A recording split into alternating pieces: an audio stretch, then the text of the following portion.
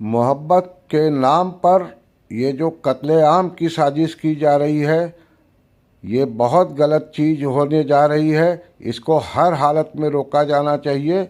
यह सिर्फ पुलिस का ही कर्तव्य नहीं है, हर किसी को, हर जागरूक नागरिक को, चाहे वो हिंदुस्तान का हो, चाहे वो कहीं और का भी हो, इस तरह के दंगे फसाद, क्योंकि यह इंटरनेशनली रूप से भी फैलने लगता है बहुत तेज़ी से, तो इस तरह की बातों को सख्ती के साथ, प्यार के साथ और दबाव के साथ इस तरह की चीज़ों को होने से रोका जाना चाहिए। फूलों की दुकान से चमड़े का व्यापार नहीं किया जाना चाहिए। प्यार मोहब्बत के नाम पे नफरत का व्यापार नहीं किया जाना चाहिए। घटना के संबंध में जैसा कि आप अवगत हैं कि जुमे की नमाज के बाद कुछ जगहों पे अलग अलग थाना क्षेत्रों में पुलिस और प्रशासन की जो ड्यूटियां लगी हुई थी, वहां पे कुछ लोगों के द्वारा हिंसक प्रदर्शन किया गया, जिसके संबंध में कल हम लोगों ने बताया था कि हम कठोर विधिक कार्रवाई सुनिश्चित करेंगे। उसमें हम लोगों के द्वारा अब तक कुल 10 FIR दर्ज की गई है, जिसमें थाना कोतवाली में 5 FIR दर्ज की गई है, थाना बारादरी में 2 FIR दर्ज की गई है, थाना किला प्रेमनगर और कैंट में 1-1 FIR दर्ज की गई है। इन दर्ज FIRों में आज हम लोगों के द्वारा कुल 8 अपराधियों को, जो इस घटना में शामिल थे, 8 अभियुक्तों को गिरफ्तार करके जेल भेजा गया है। उनके नाम मैं आपको पढ़ के बता देता हूँ। मौलाना तौकीर रजा, सरफराज पुत्र सलीम, मनीफुद्दीन पुत्र जरीफुद्दीन, अजीम अहमद पुत्र नसीम अहमद, मोहम्मद शरीफ पुत्र मोहम्मद अहमद, मोहम्मद आमिर पुत्र मोहम्मद जाहिद, रिहान पुत्र राजू और मोहम्मद सरफराज पुत्र सलीम। इन 8 लोगों को आज हम लोगों के द्वारा गिरफ्तार किया गया है और जो रिमांड मजिस्ट्रेट है उनके समक्ष पेश करते हुए न्यायिक हिरासत में इनको लिया गया है। कोर्ट के आदेश के उपरांत उनको संबंधित जेल में भेजा गया है।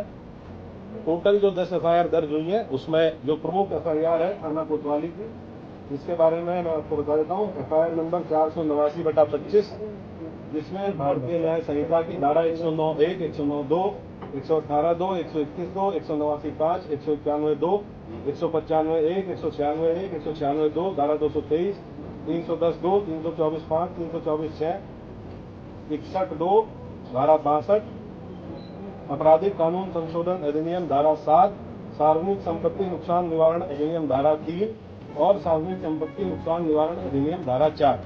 इन समस्त गंभीर धाराओं में जो हमारी प्रमुख FIR है, जो खलील तिराहे पे घटना हुई थी, जिसमें जो पुलिस बल वहां पे लगा हुआ था, मजिस्ट्रेट्स जो वहां पे लगे हुए थे, इनके द्वारा बहुत संयमित तरीके से वहां जो भीड़ आई अचानक से, उसको रोकने का प्रयास किया गया। अभी आपने पुलिस के प्रवक्ता को सुना, वो लगातार वो लोग कोशिश कर रहे हैं, वो लगातार मेहनत कर रहे हैं। तो सिर्फ पुलिस का ही ये काम नहीं है, हम सबको भी पुलिस का सहयोग करना चाहिए और आगे बढ़कर कंधे से कंधा मिलाकर ये जो नफ़रत के व्यापार करने की साजिश की जा रही है, उसको रोका जाएगा, उसको रोका जाना चाहिए। और हम सब प्रशासन के साथ और हुक्मरानों के साथ हैं, योगी जी के साथ हैं, और योगी जी के रहते हुए भय का वातावरण उत्पन्न करने की जो लोग कोशिश करेंगे। मौलाना भूल गया कि उत्तर प्रदेश में किसकी सरकार है। तौकीर रजा को गिरफ्तार करने के बाद पूरे उत्तर प्रदेश में यह गूंज उठ रही है। उत्पातियों और उपद्रवियों को पता लगेगा कि 7 पीढ़ियां याद आएंगी उनको, कि मौलाना भूल गया था कि उत्तर प्रदेश में किसकी सरकार है। आई लव मोहब्बत के नाम पे जो गंदगी फैलाई जा रही है, मोहम्मद को लव करना क्या गलत है, लेकिन उस लव को आंदोलन में बदलना, उस लव को नफ़रत के व्यापार में बदलना, ये बहुत बुरी बात है और बहुत बुरी तरीके से इस चीज़ को किया जा रहा है। ख़ास तौर से कल जो बरेली की घटना हुई है, इसमें सिवा एंड सिर्फ तौकीर रजा के अलावा किसी का हाथ नहीं है। तौकीर रजा को गिरफ्तार किया जा चुका है। तौकीर रजा के साथ कम से कम 8 और लोगों को गिरफ्तार किया जा चुका है। तौकीर रजा इस कांड का मास्टरमाइंड है। आई लव मोहब्बत के जो बैनर चल रहे हैं उससे किसी को एतराज़ नहीं है, लेकिन आई लव मोहम्मद के नाम पे आप काफिरों के साथ हेट करेंगे, आप हिंदुओं के साथ हेट करेंगे, आप हिंदुओं की आस्था के साथ आप दुर्व्यवहार करेंगे तो यह टॉलरेट करने वाली चीज़ नहीं है। तौकीर रजा को सलाखों के पीछे भेज दिया गया है। तौकीर रजा के साथ जो सलूक किया जाना चाहिए वो सलूक किया जा रहा है, क्योंकि निर्दोष मुसलमानों की कोई गलती नहीं है, उनको भड़काया जा रहा है, भड़का करके दंगा कराने की साजिश की जा रही है, पुलिस के ऊपर पथराव किया जा रहा है। स्थल से जहाँ पे मस्जिद के सामने मुस्लिम भीड़ इकट्ठा हुई, वहाँ पे पेट्रोल महकती हुई टूटी हुई बोतलें मिली हैं, तमंचा मिला है, ढेरों चप्पल जूते मिले हैं, तो किसी और पत्थर और ईंट के टुकड़े बरामद हुए हैं।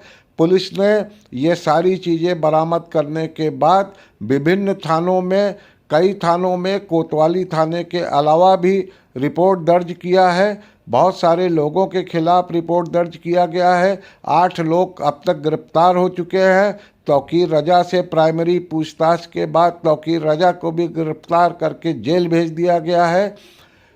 कानून और व्यवस्था की स्थिति को ठीक करने की कोशिश की जा रही है और लगातार कोशिश की जा रही है। बहुत शीघ्र ही कानून व्यवस्था का राज्य कायम होगा और दंगाइयों का उत्पात पर प्रतिबंध लगेगा।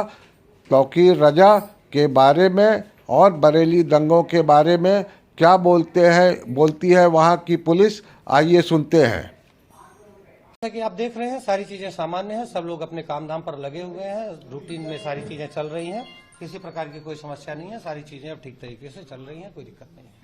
सर कितनी एफआईआर लगभग जो हिंसा कल हुई थी इसमें अभी तक कुल 10 एफआईआर पंजीकृत की गई है और उस सारी एफआईआर में साक्ष्यों के आधार पर कार्रवाई की जा रही है। अभी तक कुल जो है 39 व्यक्ति हैं जो चिन्हित किए गए हैं और इसमें जो मुख्य साजिशकर्ता के तौर पर मौलाना तौकीर रजा का नाम सामने आया है, उनको भी गिरफ्तार करके न्यायिक अभिरक्षा में भेज दिया गया है। सर अभी कितने दिन की जुडिशियल कस्टडी में उनको भेजा गया है तौकीर रजा साहब? अब न्यायिक अभिरक्षा में भेजा गया है तो ये न्यायालय का विषय है और वो अपना पक्ष न्यायालय में रखेंगे और पुलिस अपना पक्ष रखेगी। आगे जो भी विधिक चीजें हैं वो सुनिश्चित की जाएगी। सर जो पूरी हिंसा ये हुई तो क्या ये बिल्कुल सोची समझी साजिश थी? एक व्हाट्सएप ग्रुप का भी इसमें बात आ रही है। जैसा कल आप लोगों ने देखा कि लगातार व्हाट्सएप ग्रुप से कुछ पहले चीजें जारी की गई हैं, फिर उनका खंडन किया गया है, लोगों को अलग अलग चीजें भेजी गई हैं, मैसेज करके लोगों को भड़काया गया है और लोग वहाँ पे जो मौके पे पहुंचे हैं उनके पास वेपन, पहले से ही भारी मात्रा में चीजें बरामद हुई, पथराव किया गया। इन सारे तथ्यों को देखते हुए पूरी तरह से लग रहा है कि ये पूर्व नियोजित है और पहले से तैयारी करके चीजें की गई थी। सर तौकीर रजा साहब के पहले भी कई सारे मामले ऐसे हो चुके हैं, तो क्या उनके जो पुराने मुकदमे हैं उनको भी इस इन्वेस्टिगेशन में इसमें इंक्लूड किया जाएगा आगे के लिए? जी, साक्ष्य के आधार पर जो भी चीजें होंगी वो सारी कार्रवाई सुनिश्चित की जाएगी। सर इसमें और किस तरीके से क्या क्या चीज यूज हुई है? इसमें हिंसा में पत्थर भी हुए हैं, इसमें फायरिंग भी की गई थी, पुलिसकर्मियों के ऊपर पथराव भी हुआ था। कुल 22 पुलिसकर्मी घायल हुए हैं और उन सभी का मेडिकल कराया गया और अग्रिम कार्रवाई इसमें की जा रही है। सर पुलिस को क्या क्या मिला है? इसमें पत्थर मिले हैं और हाँ, आपने देखा होगा बहुत सारे वीडियो जो है पथराव करते हुए भारी मात्रा में वहाँ पत्थर पड़े हुए थे, वेपन भी बरामद हुए हैं, खाली खोखे भी बरामद हुए हैं, सारी चीजें पुलिस को मिली।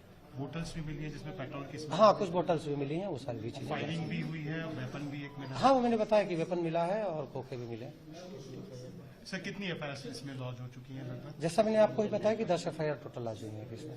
इंटरनेट की फैसिलिटी अभी फिलहाल अभी स्थिति सारी सामान्य है, सारी स्थिति सामान्य है, ऐसी किसी कोई समस्या नहीं है।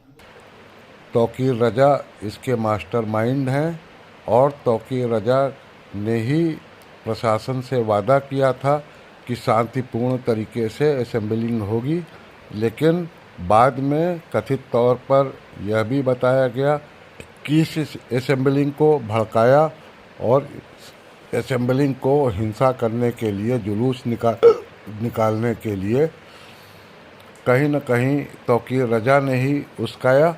इस तरह से यह देखा जा रहा है कि वास्तविक रूप से तौकीर रजा के ही उस्काने पर भीड़ उग्र हुई और भीड़ को काबू पाने के लिए पुलिस ने बल प्रयोग किया, आंसू गैस के गोले छोड़े, लगातार उनके सीसीटीवी खंगाले जा रहे हैं। सीसीटीवी खंगाल कर उसमें से जो भी अभियुक्त निकलते हैं, जो भी लिप्त पाए जाते हैं, उन सबको गिरफ्तार करने के लिए प्रक्रिया चालू हो गई है। दंगाइयों के ऊपर सुरक्षा अधिनियम लगाने की तैयारी है। नेशनल सिक्योरिटी एक्ट लगाया जाएगा, तौकीर रजा पर भी नेशनल सिक्योरिटी एक्ट लगाया जाएगा। इस तरह से देखा जाए तो पूरे प्रदेश का प्रशासन अलर्ट मोड पर है। योगी जी ने पूरे प्रदेश को बोल रखा है कि सुरक्षा में और कानून व्यवस्था में किसी भी तरह की कोताही न बरती जाए, और कोताही बरती भी नहीं जा रही है। आप हमारा संवाददाता की अगर माने तो कल रात में 2 बजे वो लोग 12 बजे के आसपास बरेली से गुजरे हैं। तो बरेली से गुजरने पर देखा यह गया कि जिस कोतवाली थाने क्षेत्र में रात को 12 बजे के आसपास भी भीड़ थी, और जब 2 बजे के आसपास बरेली ज़िला से हम लोग निकले और उत्तराखंड में घुस रहे थे, उस समय भी लगातार तेज़ी के साथ चेकिंग किया जा रहा था। प्रशासन स्वयं एसपी मौजूद थे। तो बरेली ज़िले से जो बॉर्डर पड़ता है वहाँ तक चौकस व्यवस्था कर दी गई थी। यहाँ तक कि कुछ वहाँ के लोकल लोगों से बात करने पर यह भी पता चला है कि तौकीर रजा जानबूझकर मुसलमानों को भड़काता है, और कभी कभी तो इस हद तक वो पैसा लेकर भाजपा को जिताने में भी मदद करता है। दंगे भड़काकर ये जाने में करता है, अनजाने में करता है, पैसे के लिए करता है, किससे मिलकर करता है, किससे मिलकर नहीं करता है, यह सब नहीं पता है। लेकिन यह एक उपद्रवी है। धार्मिक गुरु का चोला ओढ़कर ये धन दोहन कर रहा है। लोगों को जीना इसने मुश्किल कर रखा है।